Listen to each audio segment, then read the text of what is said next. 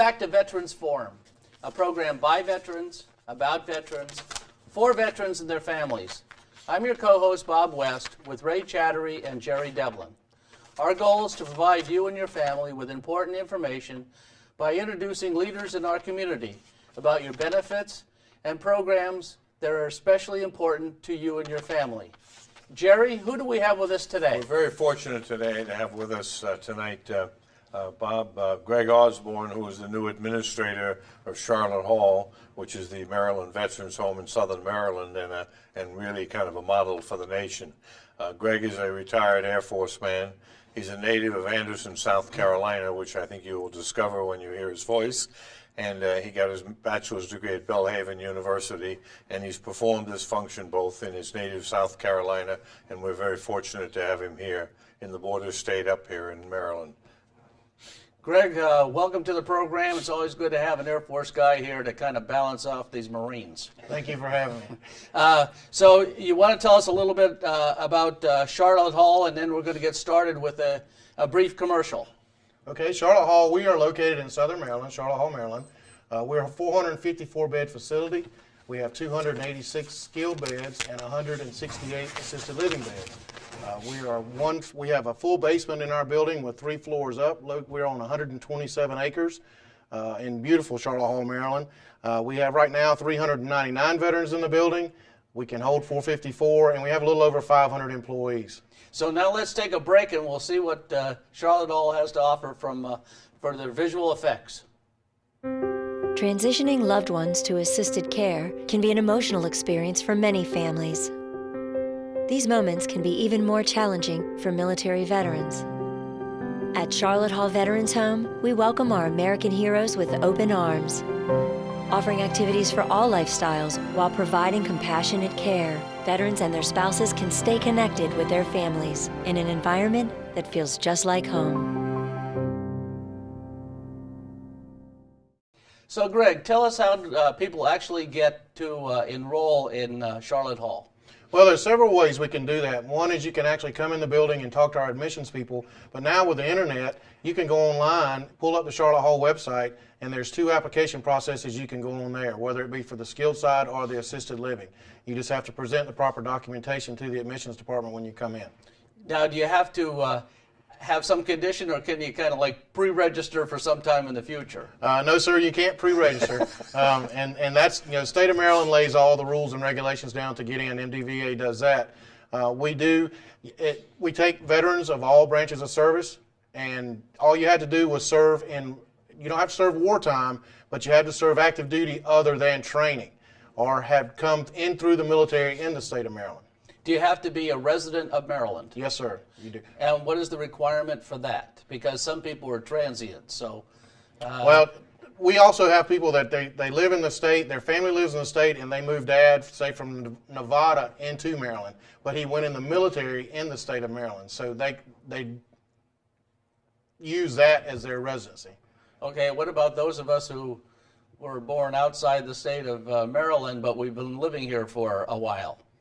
Well, that'd be just like me moving up here from South Carolina. That's what I mean. They're going to send me back to South Carolina. And what about spouses or partners? We do have spouses in the facility, and we have, I think, 37 female spouses in the facility right now. And let me go back and correct myself. If you or I wanted to go into Charlotte Hall, we are residents of the state of Maryland because you've lived here and I've lived here and we work here. Then because we were in the military and we're residents of Maryland, we could go into Charlotte Hall. Well, that's good to know. Yeah. Now, the spouse or the partner, do they have to be there with the veteran, or can they go in separately, or how does that work? No, sir, they don't have to be with the veteran. Although we do have a couple of couples in the building right now, but they can come in separate from the veteran. If the veteran was there before, or if the veteran has passed on, as long as they have the proper documentation. Because that comes up often about the spouse that remains. Is it possible for them to have treatment there? Yes, sir. And so that's good to know. Yes, sir. What about fees? Well, the VA, we are funded by the VA and the state of Maryland.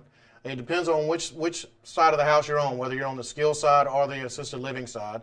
The VA funds a per diem daily for both sides, a little higher for the skilled side, and that's the guys that are a little sicker, a little more not able to help for themselves. Assisted living, they don't get as much. The assisted living fee comes, it's 90% of income, so whatever the income is, the state of Maryland gets 90% and the veteran keeps 10%.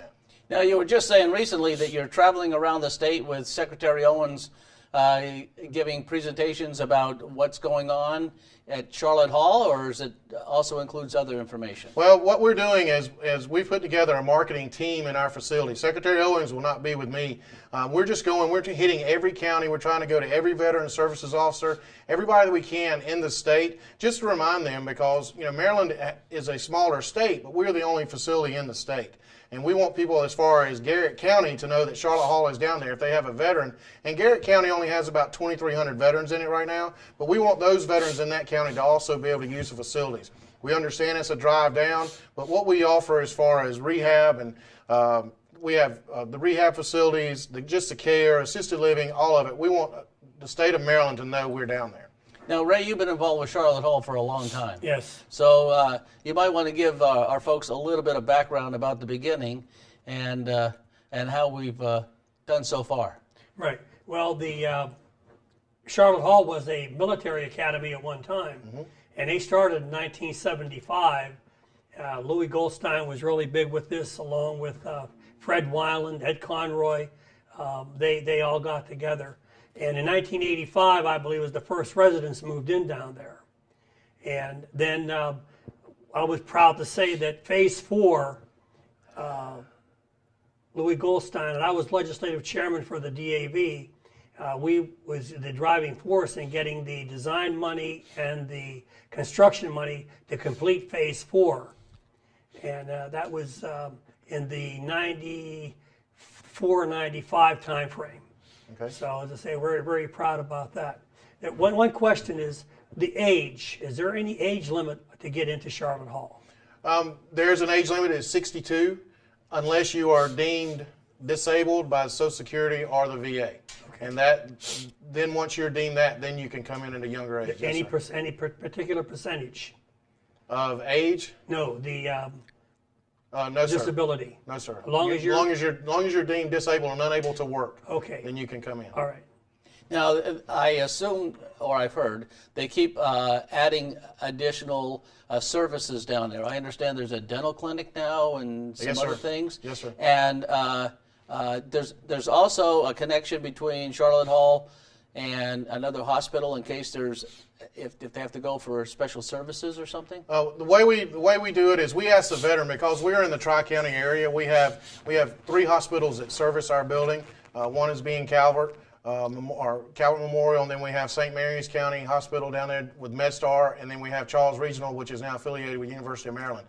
The veteran, they have what's called a face sheet. When they come in, they give us certain preferences, and on that preference, if the veteran has a preference, say his family's in La Plata, Maryland, and it's easier for them to come visit him if he's in a hospital in Charles County, then we take them there. We don't have an affiliation with one certain hospital. It's really veteran preference, or if they go out 911, it's just where the ambulance service takes them. Now, Jerry's really involved with legislation, at least he's our contact there. And I'm sure that legislation comes up every year for funding for Charlotte Hall. It's in the budget every year, yes. Okay, and In the VA budget. And it usually is passed. Sure. Yeah. Sure. Are they looking at doing anything else this year? Do you know? Well, we're talking now about another home funding. We're studying that. I think there's money appropriated to study for. Or have we made the decision? Haven't we made the decision on a second Charlotte Hall, another one in Baltimore? They've talked about the Baltimore area up around Fort Howard or somewhere, Right. but Yeah. I'm not in that discussion. No. Rosewood. That's it. Rosewood at Owings Mills. Yes, sir. That's it. And I guess That's it's the still in number. the planning Yes, phase. sir. The whole idea was something. What was it? 90% capacity, and Once it got to 90%, they had to start looking for another home. But it's a long process. One thing was nice about Phase 4 is Jesse Brown, who was in the Disabled American Veterans here in Maryland, was the executive director of the Washington office. President Clinton made him the Secretary of Veterans Affairs. And of course, with an easy phone call, I called him and I said, Jesse, we're having problems with our funding. He said, well, you get the design money and your construction money. He said, believe me, I'll make sure you're in the top 10 and you'll get phase 4. And that happened. Okay. So it was really good to have that contact here. Yes, sir. And currently, what's going on at Charlotte Hall? I know you have activities and things like that for the veterans that are there. Yes, sir, we do. Right now, we've you said we opened in 1985, so we're at our 30-year anniversary.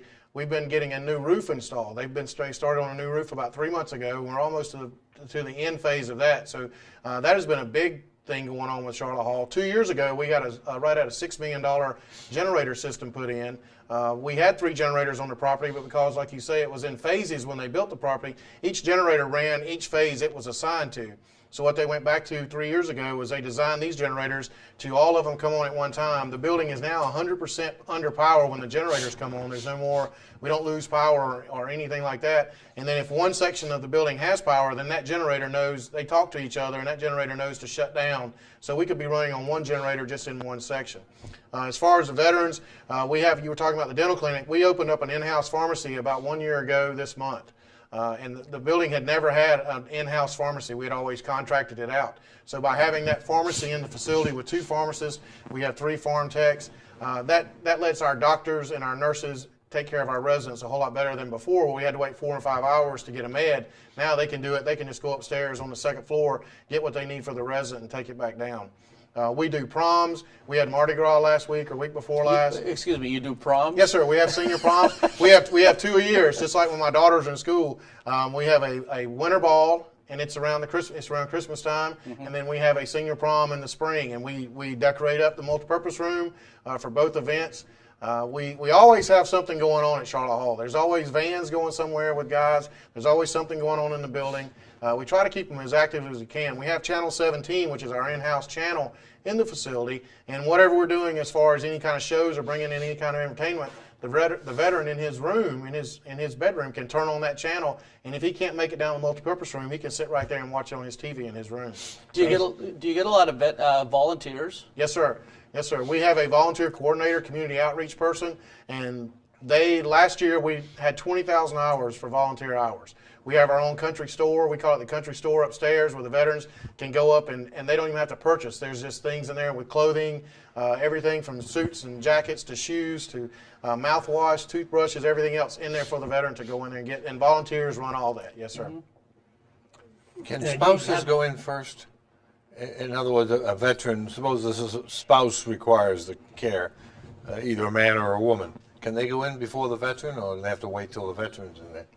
I'm not sure on that one. I'm really not sure on that one.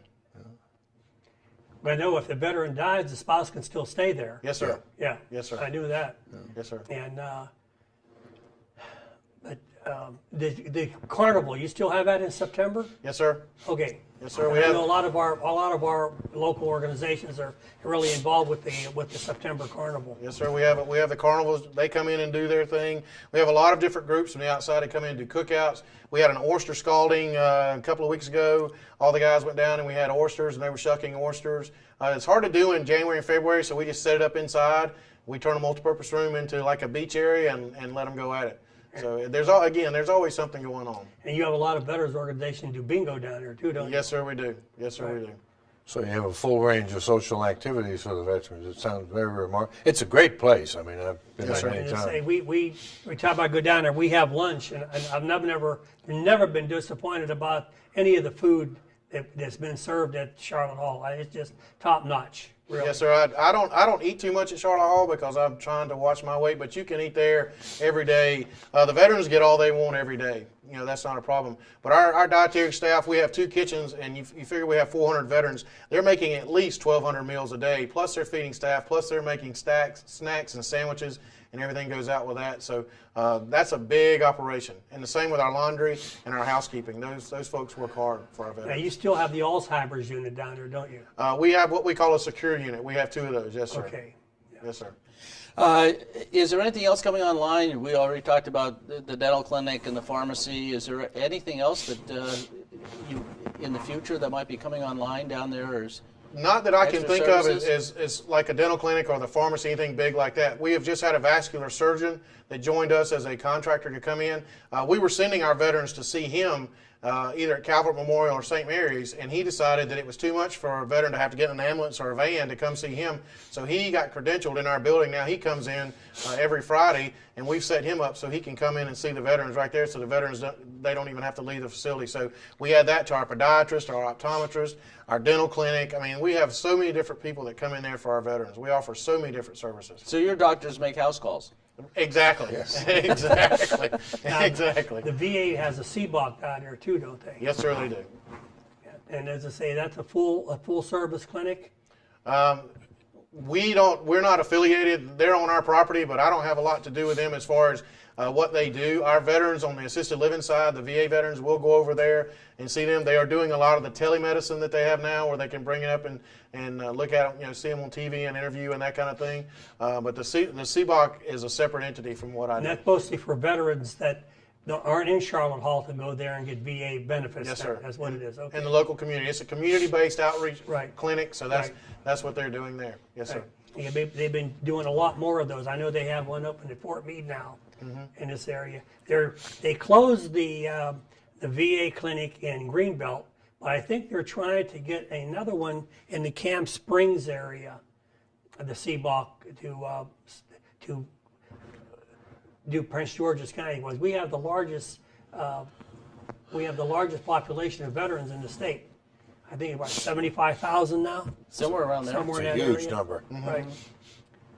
So, Yeah, and I would imagine that most of the residents still are from near the Charlotte Hall facility. Yes, Prince sir. George's County and St. Mary's County. Prince and- George, Anne Arundel, St. Mary's, Calvert, Charles County. That's our big. Then up and you get into the Baltimore County, Baltimore City area.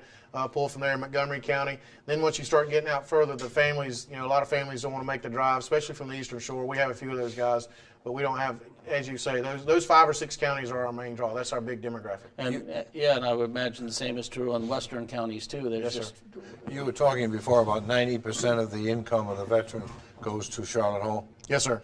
Does that include Social Security or just the? Whatever income they have, and in the state, Maryland, MDVA takes care of that. Okay. They do all that. Yes, sir. Do you have any issues that you're trying to work through, either through legislation or something like that, to get support for something that's going on down there, or do you feel you're getting all the support you need? I feel as the administrator of Charlotte Hall, with the team we have, with Sherry Mattia, she's the director, with Secretary Owings coming in, last January, and even before that, Secretary Chow, Governor Hogan, we have the support. Charlotte Hall, we have local elected officials coming in all the time, seeing if we need anything. They're right there with us. I don't have any issues whatsoever, and if we do have anything, I take it to the Director Mattia, and she goes up the chain with that. As an administrator, my job is to make sure the veterans are taken care of and the staff. Well, That's her deal. This pending legislation does make your funding kind of permanent, isn't there? I know there's a bill in Charlotte Hall and hasn't had a hearing, I don't think yet. But something on your funding. Okay. now, as far as donations to Charlotte Hall, I know they did away with a couple things they call the Veterans Assistance Program now, to where you can make a donation down and put it in the Veterans Assistance Program. And this is where they buy eyeglasses and such like it, personal items for the patients down there. So as I say there again, if anybody would like to make a donation to Charlotte Hall, I know it's accepted. And they had to do a lot of changing because at one time it seemed like it went awry, but the train got put back on the track because a lot of the veterans organizations, they were making donations, but was going into a general fund and really wasn't reaching the Charlotte Hall residents. Right. So this year was corrected within a year. Yes, sir. Yeah. So. I've heard about that. I think that was before my time, but I Yeah, have heard about right. that. As I Yes, say, sir. the Joint Veterans was very involved in that. And Jerry and I are both past chairman. Bob is a delegate. He's actually the current sergeant at arms for the Joint Veterans. We meet here and we have Glenn Parker. He's a past department commander for the DAV. He's the commissioner for Charlotte Hall. Yes, sir. And he gives a very, very good report every month at our joint veterans meeting regarding Charlotte Hall. And a really good report. Well, that's good. Yeah. And I can't tell you how much we appreciate all the service organizations like the DAV and the American Legions of VFWs that donate to and bring to Charlotte Hall what they bring to us. Without those donations, a lot of the things we get for the veterans, we couldn't do. Right. As you know, budget restraints and what we have to do with the money we get. But with those donations and when they come in like that, they do go to the Maryland Department of Veteran Affairs, and Director Mattia takes care of that. But all that money goes toward the veterans, and Yes. that's huge. That is huge for our guys in our facility. Right. My perception is a lot of the residents there have what I would call like end-of-life health issues. Like they're there for assisted living or Alzheimer's or something like that.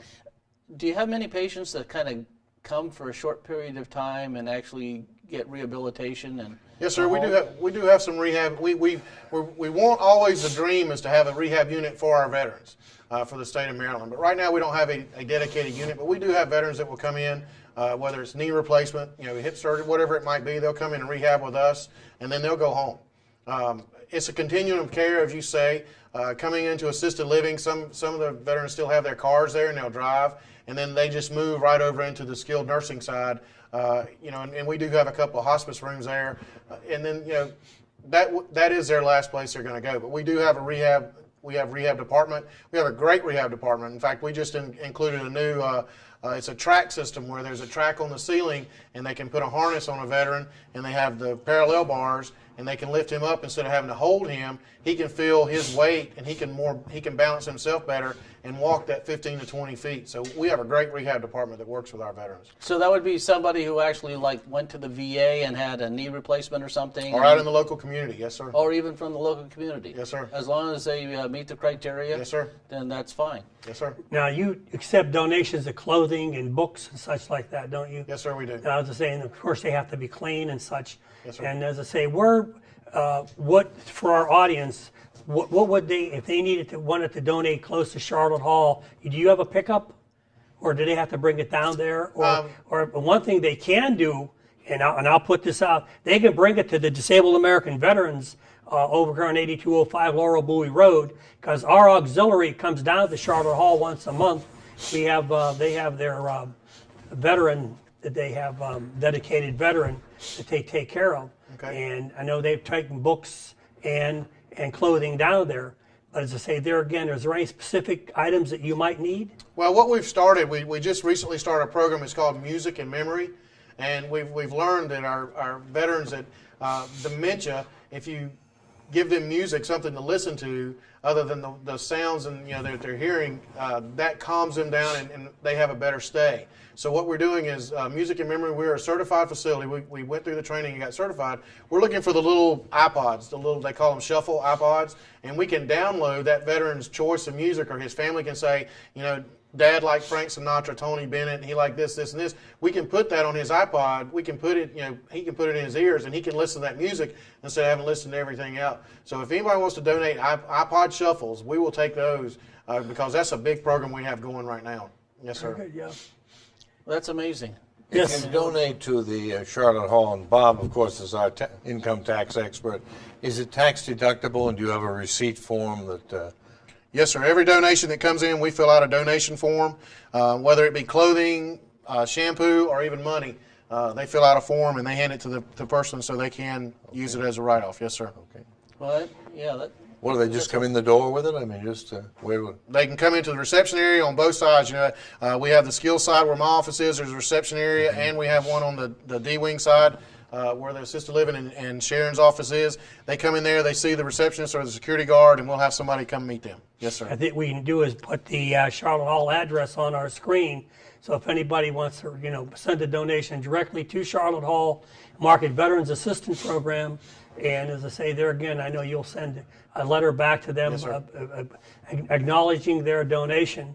And as I say, it's probably one of the best things for veterans in the state of Maryland right now. And I'll be glad when they get that second home on the way, especially up there in the Owings Mills, because I don't believe you have anybody north of Baltimore at Charlotte Hall. I don't think so. I have some statistics in my bag, and I can pull it up from January 31st of this year. I don't think we do, but that home will play a big part in the state for more people going in, especially veterans. There's so many opportunities that a veteran can have by going to our facility that they can't get in a regular standard nursing home. Yes, Just sir. like people in the Frederick area, they go to the, in Hagerstown, they go to the West Virginia VA, Martinsburg, Yes, sir. because it's so much closer than Baltimore. And they probably have just as many veterans from Maryland there as they do from West Virginia. I'm sure they do. Yes, sir. Well, it's kind of hard to believe, but our 30 minutes are up. I want to thank Greg Osborne as our administrator for Charlotte Hall. And I want to thank all of you for watching our program here at Veterans Forum. And we ask you to get involved. Stop by the American Legion or the DAV. Find out about the benefits and programs and legislation that are particularly available to you and your family members. And if you're a family member, we encourage you to stop by and find out what's going on. There are a lot of programs that are happening every day at the American Legion and the DAV that we provide information. And we ask you to come out when you can. Now, at any time, of course, the service officers are available at the DAV without appointment from 7 to 9 on Tuesdays, and I understand now, Ray, on Wednesdays? Yes. So there's another opportunity if you want to find out about your benefits to stop by. You can get help, and you don't need an appointment. And I want to thank all of you once again for watching Veterans Forum.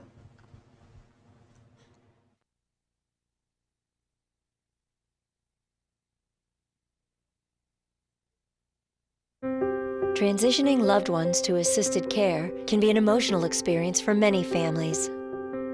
These moments can be even more challenging for military veterans.